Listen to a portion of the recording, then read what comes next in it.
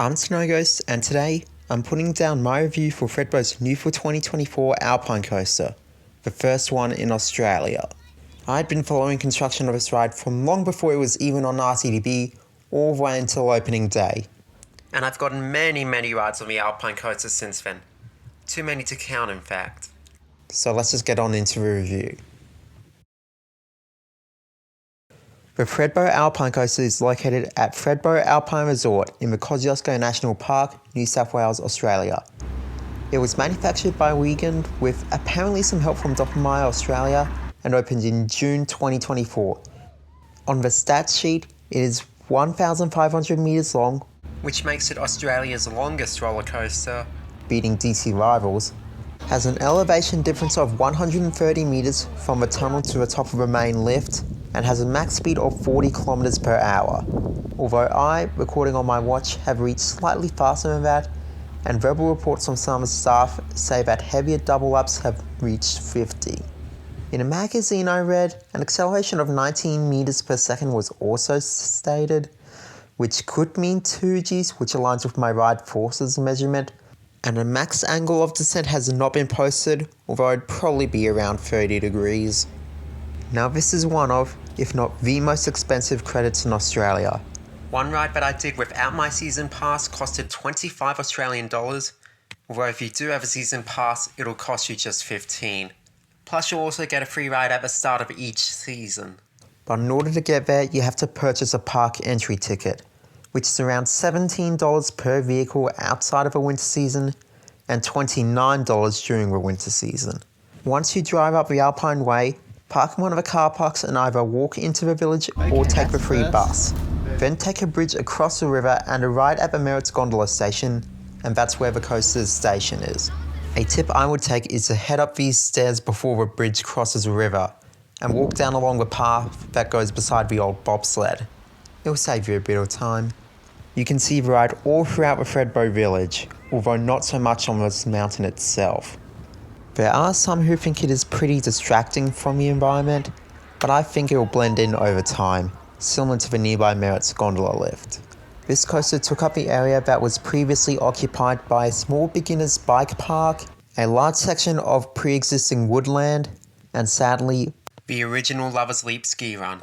Although almost never opened due to its elevation, it was a fun little black run with a good steep face, and it is sad to know that I will never ski this run again.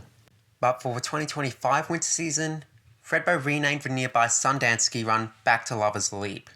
So to be clear, the original Lover's Leap is what the coaster was built on top of, and the old Sundance, now Lover's Leap, goes underneath the coaster and is still skiable. Now if you're expecting theming from an Alpine coaster, then your expectations are really unwarranted. Well, maybe they are warranted. But Thredbo's Alpine Coaster is no different from 99% of them in that there is basically no theming. The queue consists of this ramp, some information signs, and some of the very bottom parts of the coaster. What there is, however, on the ride is the mountain itself. Whilst you don't get very high above the valley floor, you're still racing through the trees and over the old ski run throughout almost the entire ride. And if you go during the winter months of June to September, you may be able to ride when there is snow on the ground. The only place in Australia you can do that. It may be cold, but it sure is a cool experience that I have not done yet. And that would make up for a lack of theming on just about any coaster. First of all, you can put loose items by the fence if you don't feel safe holding onto them or can't put them in your pocket. It's especially hard to retrieve anything that falls off on this ride. You then walk down and step up into your vehicle. They have way too many of these to count, probably around 40-ish. Each one can seat either 1 or 2 riders, with the first rider sitting in the back. They get a large backrest and a car-style seatbelt. The backrest, although fairly hard, is pretty useful on steep lift hills. Seatbelt is something I don't mind. I can still lift off my seat a little in the strongest tips, but I actually appreciate the upper body support during the lateral G moments. And these seatbelts will remain locked until you return to the station, so don't try and unbuckle yourself for that extra airtime room. If there's a second rider, they'll awkwardly climb over the first rider and only get an across the waist seatbelt. This feels much more free, and to be honest, almost under-supported. In the strongest lateral G moments, the lack of support makes it fairly uncomfortable. What is also uncomfortable is having to use your partner as your backrest, especially if they like to tickle you. The back rider will have control of the brakes, and it's down for fast and up for brake. You don't have to remember this from a review, as the rider operators will check you know this before you set off. And I'd recommend going full speed until the car automatically brakes you either at the end or if you get too close to another car. So the operator presses a button at their feet and you are off. You take a turnaround into a short cable lift hill. There's a small jolt into it, but it's over after a few seconds. Then it's through the tunnel. This is pretty cool, and it's a great way to allow the Sundance ski run to pass over the top of the coaster. But overall it isn't too memorable. I will just give an odd story where I actually crashed into a boundary fence when skiing the run once. I suppose I caught an edge or some elephant snot snow and spun out into the exit fence. I was having a very bad day and it was one of 6 stacks I had. But moving on into the second lift hill, it's kind of the same as the first, except longer and emerging out of that tunnel. The third lift hill is something else though. The entry is steep. This is where you'll appreciate the backrest, or regret your choice of partner, as they give you much more support than the old bobsled's workout of a ride up. This is long and takes you all the way to the top, just below the Lovers Leap station on the neighbouring Snow Gums chairlift. And it's crazy to think that was the fastest Australian chairlift when it opened, because you ride up at nearly double the speed of a chair, which is embarrassing to the chair riders and makes them more anxious for it to get replaced. So after riding up and doing the classic disengage and turn, you will briefly stop whether you choose to or not. Then you commence the downhill journey. The first turn here is pretty good foreshadowing of what's to come, giving some pretty good lateral Gs. Then he decides to take the equivalent of a triple cork 10 on lap 2 and does an S-bend followed by this steep turn down beside the lift. The S-bend gives some culmination of janky airtime and laterals before nose diving down a turn with some super strong lateral Gs in the other direction that kinda sends you forward. This is in my opinion the wildest part of the ride. So wild that you may hear the upstop pads grinding on the rail. Yes, this operates like Gemini at Cedar Point and has upstop pads instead of wheels. So during airtime and particularly strong top-heavy lateral Gs, those pads keep you from coming off. I hope that this doesn't cause any problems like a dig for Magnum XL 200. After that madness, you pass through a small dip that I didn't remember much of, then you ride into the first helix. The lateral Gs are strong, but not as chaotic as the previous turn. But as you go through a full 420-degree spiral, you are left with an abs workout trying to tilt inward as those Gs are sustained. This is the best helix on the ride for me. You then go through this downhill straight right after, which would build your speed back up again if it weren't for this ride's biggest drawback, the automatic brakes. Once you exceed the top speed of 40 km an hour, the ride's computer system will engage the brakes and slow you down a fair bit. I thought these would have been centrifugal brakes, but both comments from the operators and the ability to space riders apart during a traffic jam made me realise they're magnetic brakes and are akin to trim brakes on other coasters. I can understand that these would be in place for maintenance reasons as well as not to make the ride too uncomfortable, but it makes me wonder what a boost mode would look like where this isn't in place. The turns afterwards over the old Wombat walk run are not as strong as the helix just before, but you soon move on to another great moment, the triple down. This gives the best airtime on the ride, particularly the second and third dips. Now this won't compare to Lightning Rod or Air Forces or any of the large ski jumps on a mountain, but it's still something I would consider fun. The following turn isn't as fun.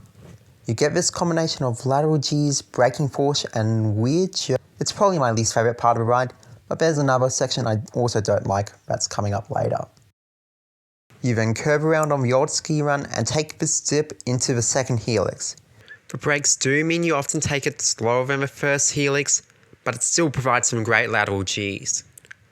You then snap back in with this rapid S-bend that feels kinda like a smaller version of DC Rival's mid-ride S-bends, which is amplified by the fact that you've regained quite a bit of speed by this point.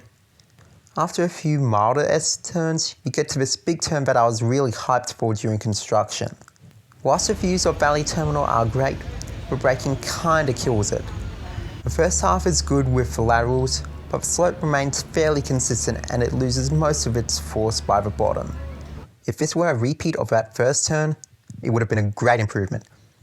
The pull out of the slope gives some mild Gs, but it's mostly straight over the ski run after that.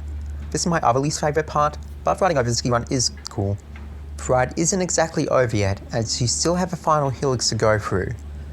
This brings back memories of that first one with the strength of the lateral Gs, but you only get 270 degrees of it. That is where the track brake thing lifts and you slow down to a crawl as you turn back into the station, ending the ride.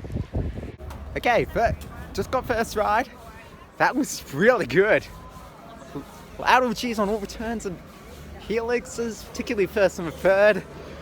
Really good. There was a triple down. About halfway through that gave some quick airtime, as well as one or two other pops. I could feel parts where the centrifugal brakes kicked in to slow the train down a bit so you don't go over 40 k's an hour. Yeah, I'd say really good ride. Of course, if you got a slower rider ahead of you, then a lot of this review won't apply. You may end up crawling through a large portion of the layout, and the forces will be almost non-existent. Like feeling lateral Gs towards the center of the helixes, not towards the outside. If I could choose one thing to improve on, I would add a feature where the operators can disable the brakes of a slow-moving car, meaning that everyone can move down the hill much faster. I like to break roughness down into two categories, profiling and rattles. The former deals with how smoothly the coaster itself is profiled, which is where a lot of Arrow and Togo coasters are rough. The latter deals with vibrations and shakiness from things not caused by larger scale track profile. In terms of profiling smoothness, it's a mixed bag. On ride, it feels like the track was built using the tangent radius method Eltor Orion discussed in his videos on the Loch Ness Monster and Drakenfire. Like those coasters, this ride has its fair share of jerks. Some of them can be good, such as the entry into the helixes, the exit from the second one, and the dips, as those provide great forces as discussed before. But at other times, it can get a little uncomfortable, particularly the S-bend here and especially the turn right after a triple down. As for rattle smoothness, this coaster is very smooth. There are those tiny jerks into the lift hill, and you can occasionally feel the transition between different track segments, but the cards run very smoothly to its designed course. The classic da-dum da-dum da-dum da-dum of the old bobsled is no longer there. Instead, it's just smooth and fluid. Overall, the Thredbo Alpine Coaster is a very fun ride. It's got some of Australia's best lateral Gs combined with a few pots of airtime and a location like no other in this country. If the automatic brakes didn't hit as hard, that would be better, but as it is, it's a great time and almost anyone can enjoy it. If I'd rate it out of 10, it'd probably be around a 7, but I just don't tend to do that sort of stuff. Now, was it what Thredbo should have gotten? No. Thredbo has been in the news lately for some safety incidents regarding two of its detachable shelves being a bit too detachable, to put it lightly. These are possibly the most cycled detachable quad shelves in the world, with nearly all other lifts this old having been replaced, many for maintenance issues. Thredbo has been very slow in replacing this increasingly aging infrastructure, only taking out the 52-year-old Merit's double chair in 2020 and the Easy Rider Terrain Park T-Bar in 2022. When the main infrastructure at run skiing, snowboarding, mountain biking and hiking activities at the resort are in desperate need of replacement, and $9 million is spent on a roller coaster instead, $9 million that could have gone towards replacing one of the other lifts, it unfortunately makes me think that the Alpine Coaster was unnecessary, and the real problems are being ignored. This is only compounded by climate change rapidly reducing the route length of the already short ski season. I know a few people who more passionately wish that they didn't put it in and had spent the $9 million elsewhere. In short, the money on the Alpine Coaster could have been spent on more essential infrastructure, rather than what some call a Luna Park attraction. But this doesn't mean you shouldn't ride it. Absolutely come up here and ride it.